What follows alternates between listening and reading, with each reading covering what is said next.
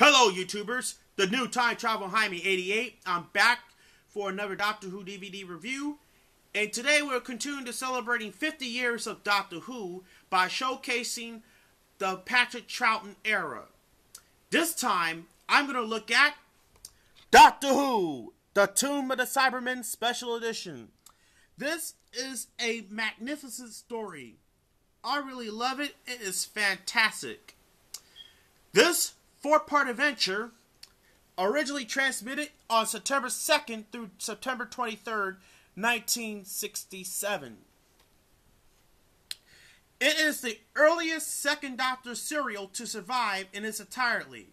Before we get to the review, I just want to give a quick shout out to I Squished a Pancake. I Squished a Pancake, your videos are awesome. Keep up the good work and check out her channel on YouTube, A Girl Who Loves Doctor Who. Let's begin with the plot. The plot begins, the Doctor and Jamie show their new traveling companion, Victoria Waterfield, the interior of the TARDIS. Although she scarcely believed it can travel through time and space. As the ship takes off from Skaro, the group is ready for their next adventure.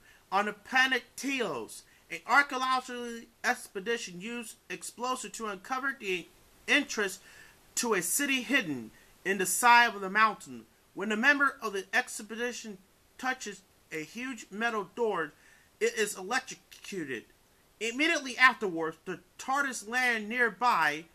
The Doctor, Jamie, and Victoria arrive at the scene. Captain Hopper, the expedition pilot, holds them at gunpoint until the Doctor convinced they have nothing to do with the death of John Vayner. The assistant to the expedition leader, Pari, accused the Doctor of being part of the rival expedition. Pari explains that they are here to find the remains of the Cybermen who apparently died out centuries before the expedition is funded by Cafetin, who is accomplished by a giant muscle man, Cybermen, and her colleague, Eric Kling. The Doctor, now he knows the Cybermen are involved, decide to accompany the group. He used a small device to check that the door are safe, and Cybermen's great strength swings them open. Entering the darkened inner chambers, they found a control panel with a series of levels, switch, a large hidden door, and a sealed hatch. The Doctors opened the door using the lever, which operates on the symbolic logic. Clegg is resentful that the Doctor is able to deduce this instead of him. The hatch, however, remains sealed, so the members of the expedition split up and explore. In the control room, the Doctor gives Clegg a clue he needs to reactivate the controls to restore the power to the base.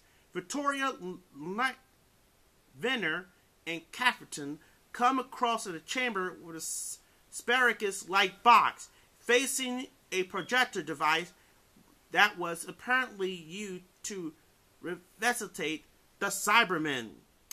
When Victoria curiously climbs into the sarcophagus, Cafetin operates the control and seals Victoria into sarcophagus. When Vayner confronts her, she denies she did anything. The Doctor shows up and frees Victoria in another room. Jamie and Peter Hayden find a small silver caterpillar-like object on the floor. When Hayden operates the control panel in the room, a wall lights up with a hypnotic pattern that puts Jamie into the trace. Hayden is fascinated with the technology and has Jamie rerun it. Before the Doctor can intervene, a Cyberman slides into the view and guns fire, killing Hayden. The Cybermen slide out of his sight again. The Doctor deduces that the room is a testing range, and a gun at the back was shooting a mock-up Cyberman, and Hayden got away into the way. Victoria finds a metal caterpillar, which the doctor identified him as a Cyberman and advised her to leave it alone. Instead, she placed it in her handbag.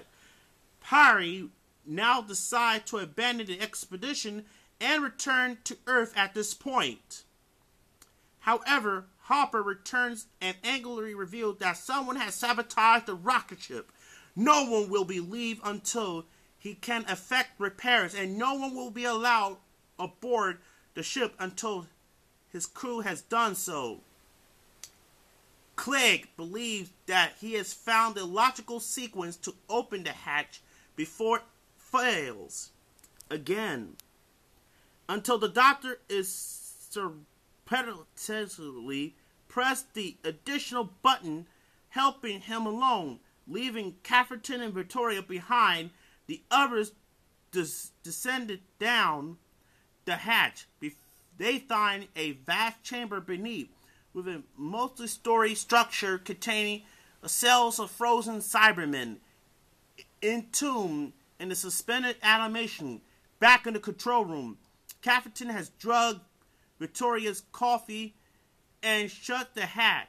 Clegg, in the meantime, has activated more controls in the tomb, and the ice began to melt. Clegg shoots Venner when the latter tries to stop him and holds the rest at bay. While they watch the Cybermen return to life, Clegg reveals his real agenda. He and Cafferton belong to the Brotherhood of Lachikins, who possess a great intelligent, but no power. He is certain that the Cybermen will be grateful for their arrival and ally themselves with him, provide that power. Back in the control room, Victoria has awoken and is being held at gunpoint by Cafferton. The Cybermat in Victoria's handbag revives and attacks Cafferton, rendering her unconsciousness. Victoria grabs Cafferton's pistol and shoots the Cybermat, but she doesn't know how to reopen the hatch. She leaves to find Hopper. Down in the tombs, the Cybermen filed past the human, ignored them, and freed their leader, the Cyber Control, from his cell. When Clegg stepped forward to take credit for reviving him, the Cyber Control grabs and crushes his hand, forcing him to his knees and declaring, "You belong to us. You will be like us." The Cybermen recognize the doctor, whose involvement in prior evasion and tempt is record in their computer records. The doctor realized that the tomb were elaborate trap. The Cybermen are weighted beings intelligent enough to decipher the controls need to free them. The expedition will covered into the Cybermen in preparation for a new invasion of Earth, and Clegg, to his horror, will be the first.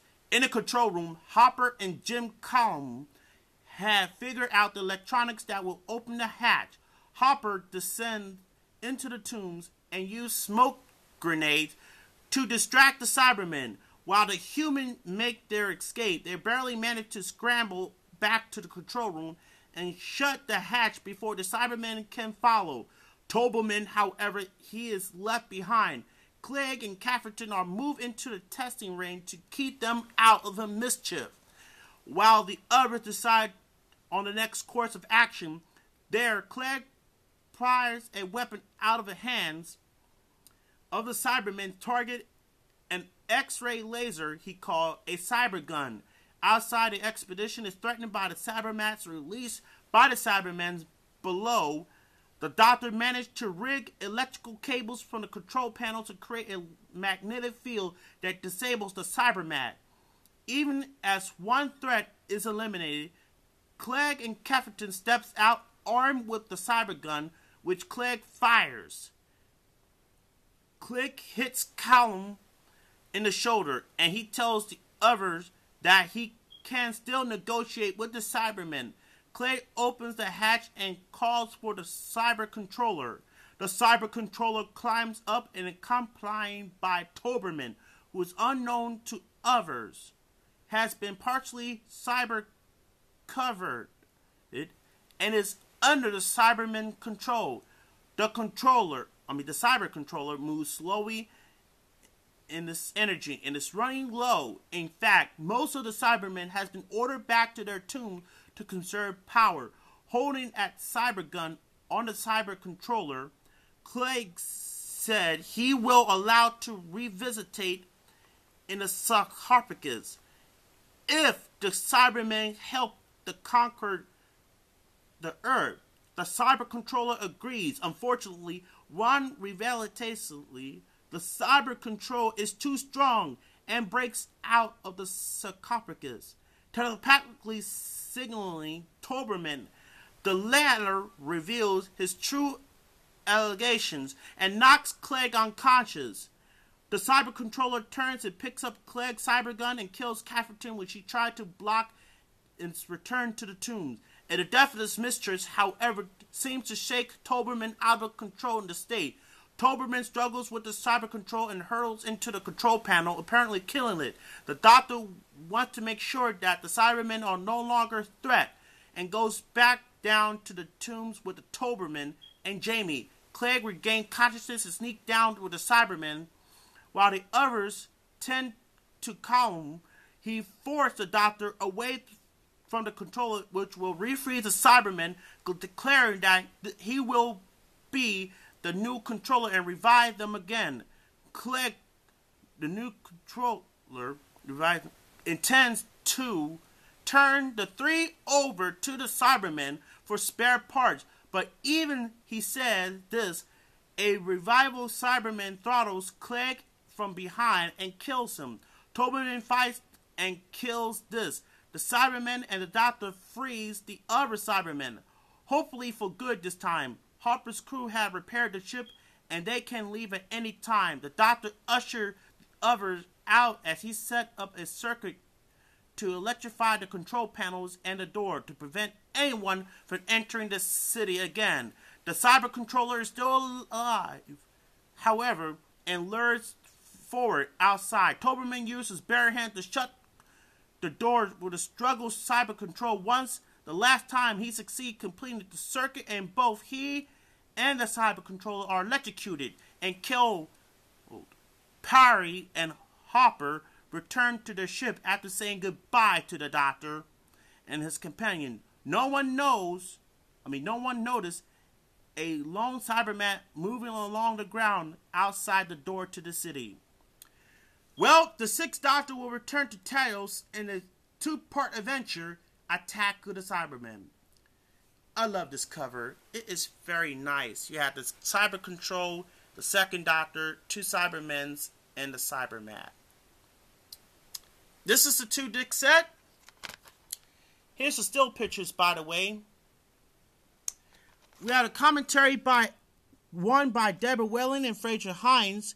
Commentary 2 by actors Deborah Welling, Fraser Hines, Bernard Harley, Shari Coughlin, Reg Whitehead, and script editor Victoria Petterman. The Lost Giants, The Curse of the Cybermen's Tomb, Cybermen Extended Edition, The Magic of Vidfire, Morris Berry's introduction from the VHS, Lit Night Lag Up, Title Sequence Test, and so forth. Here's Disc 1 and Disc 2. All 4 episodes were missing in the BBC archive in 1978. Then, in 1991, 4-part adventure returned to the BBC from Hong Kong TV. Well, that's it from here. And remember, if you have a Doctor Who DVD review that you would like me to request, feel free to drop a comment.